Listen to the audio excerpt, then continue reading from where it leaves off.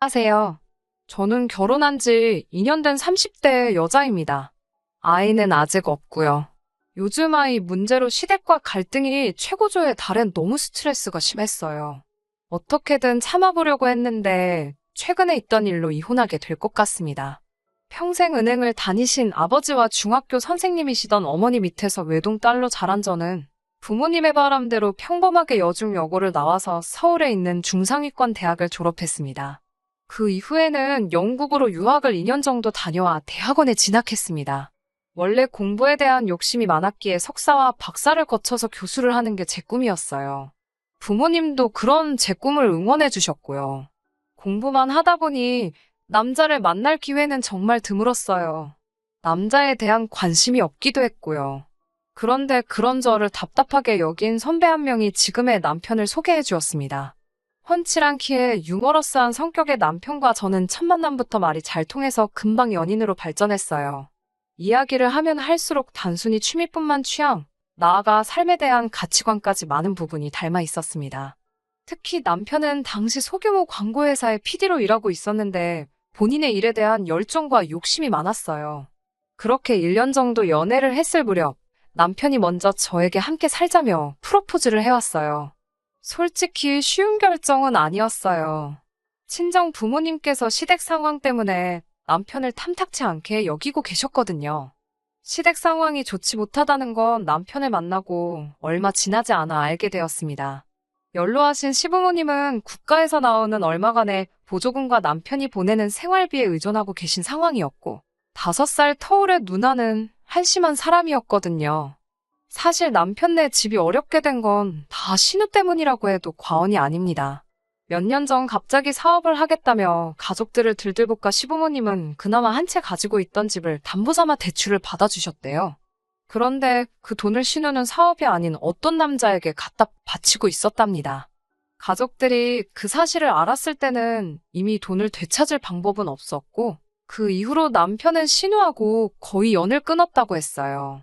저희 부모님은 그런 시댁 사정을 이미 다 알고 계셨기 때문에 제가 결혼하겠다 했을 때 굉장히 힘들어 하셨습니다.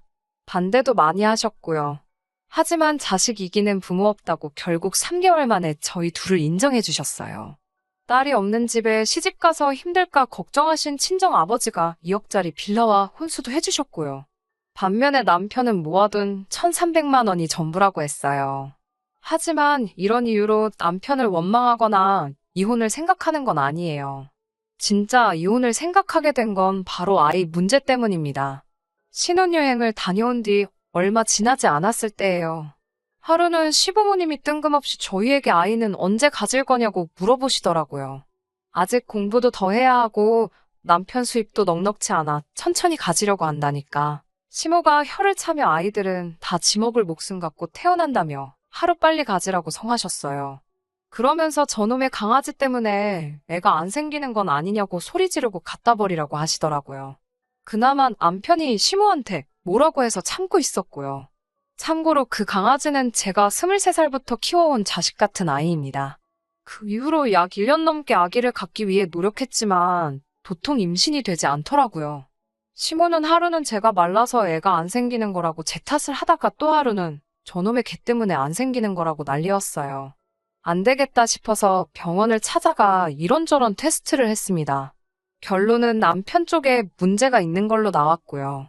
이 사실을 알게 된 양가 부모님과 남편 모두 크게 실망을 한 눈치였어요. 하지만 저는 어차피 공부에 욕심이 있었기 때문에 크게 속이 상하거나 하지는 않았습니다. 그냥 우리 둘이 앞으로 더 즐겁게 잘 살면 되지라고 생각했어요. 제가 원래 아이들을 좋아하지도 않거든요.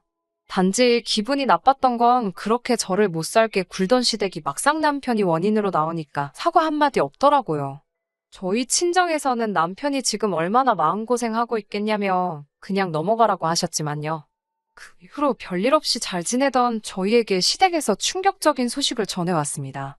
그건 바로 신우의 임신이었어요. 결혼도 하지 않은 신우가 임신 6개월이라니 온 가족이 기절할 일이었어요. 엄하신 시아버지가 알게 되면 지우라고 할 게 뻔해서 일부러 숨겼다는 거예요. 남자는 어딨냐고 시부모님이 다그치자 모른다고 하더라고요. 신우 말로는 몇 달 전 인터넷 채팅에서 10살 이상 차이 나는 20대 연하남을 알게 되었대요. 처음 몇 번 만나서 술 마신 게 전부인데 아무래도 그때 생긴 것 같다고요. 문제는 남자 쪽에서 그게 자기인지 어떻게 아냐면서 자기예요도 자기는 체인 못 진다고 발뺌을 한다더라고요. 그리고는 며칠 뒤 시부모가 저희 부부를 집으로 불렀어요. 그러더니 저희더러 신우가 아이를 낳으면 키우라고 하더라고요.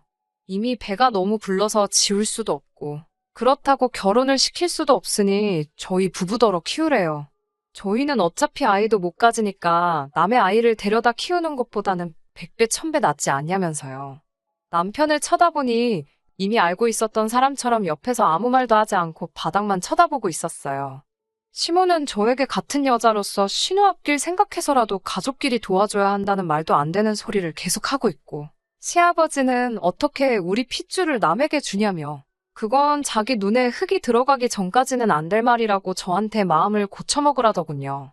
저는 그렇게는 못한다고 시부모님이야말로 마음 고쳐두시라고 악을 쓰고 집으로 먼저 돌아왔어요. 집에 오니 별이가 반갑다고 꼬리치며 저에게 달려오는데 제 기분 알아주는 건 별이밖에 없구나 하는 생각에 눈물이 왈칵 쏟아지더라고요. 다음날 학교에 갔다 집에 오니 별이가 없었어요.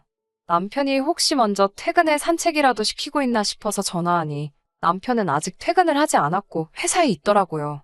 순간 쎄한 느낌이 들어서 별이가 집에 없는데 혹시 짐작 가는 거 있냐고 물었어요. 그러자 남편이 시모에게 전화가 왔었는데 지난번에 저희 집에 뭘 두고 간 것 같다며 비밀번호를 알려달라고 하도 난리를 치더래요. 그래서 자기가 알려줬다며 말끝을 흐리더라고요. 순간 온몸에 소름이 끼쳤어요. 빌라 사무실에 뛰어가 CCTV 확인을 요청하니 경찰 없이는 못 보여준다고 하더라고요. 그때 청소하던 아주머니가 어떤 나이든 여자분이 저희 강아지 안고 가는 걸 봤다고 하셨어요. 여기 빌라 단지가 크지 않고 제가 매일 별이를 산책시키다 보니 웬만한 사람들은 다 저희 강아지를 알거든요. 시모라는 걸 직감적으로 알 수 있었어요. 바로 남편에게 전화를 해서 니네 엄마가 우리 별이 데리고 나갔다고 빨리 전화해보라고 악을 썼어요. 그러자 남편도 상황의 심각성을 알았는지 기다려보라고 하더라고요. 그리고는 얼마간의 시간이 흘렀을까 동네를 미친 듯이 뒤지고 있는데 시모한테 전화가 왔습니다. 시모가 그까짓 개가 뭐라고 시모를 도둑 취급하냐고 저한테 소리를 지르더라고요. 그래서 제가 경찰 부를 거냐고 맞붙었어요. 경찰 소리가 나오니까 시모가 주춤하더라고요. 그러더니 저에게 그래, 그 개 내가 갖다 버렸다. 그러니까 이제 그 개한테 정떼고 애 키울 준비나 하라고 하더라고요. 순간 이 여자가 미쳤나 싶더라고요. 제가 시모한테 우리 별이한테 무슨 일 생기면 그땐 다들 가만 안 둘 거라고 악을 썼어요. 그리고 남편한테 전화해서 니네 엄마가 우리 별이 갖다 버렸다고 말했더니 남편도 그럴 리가 있냐면서 지금 집으로 온다고 하더라고요. 어떻게 밤을 보낸 건지도 모를 만큼 정신 나간 사람처럼 동네만 이잡듯 뒤지다가 뜬 눈으로 밤을 새웠어요. 부엌에서 아침을 먹으며 출근 준비하는 남편을 보고 있는데 저게 사람인가 싶더라고요. 그래서 남편에게 우리 이혼하자고 했어요. 남편은 그게 무슨 똥딴지 같은 소리냐는 식으로 저를 쳐다보더군요.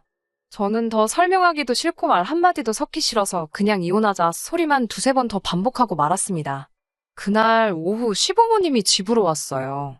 시아버지는 일단 시모가 한 행동에 대해서 미안하다고 저에게 사과를 하더라고요.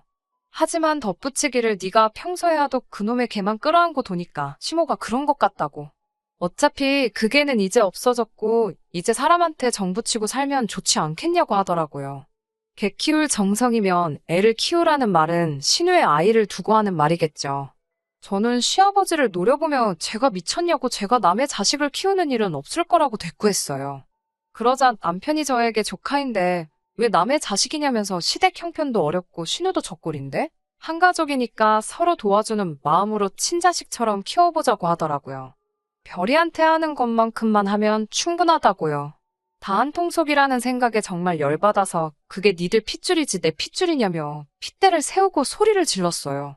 그러자 시모가 너 지금 니들이라고 그랬냐면서 저더러 돌았냐고 아주 그 개 하나 때문에 눈에 뵈는 게 없냐며 미쳤다고 난리더라고요.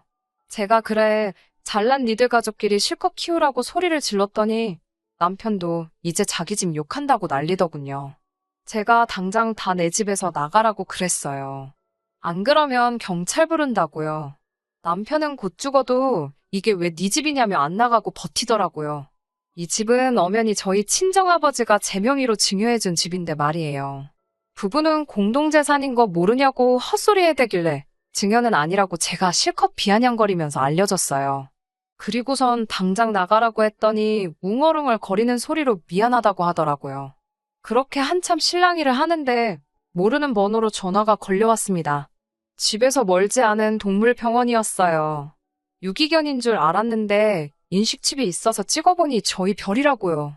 눈물, 콧물 다 흘리며 병원으로 향했더니 꼬질꼬질해진 별이가 저를 보고 반갑다고 난리더라고요. 이렇게 작은 강아지를 어떻게 그렇게 버릴 수 있나? 사람이 어떻게 그럴 수가 있나 싶어서 다시 한번 소름이 끼쳤습니다.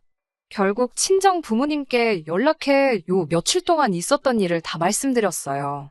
친정 아버지는 단호한 목소리로 당장 이혼하라고 하시더군요.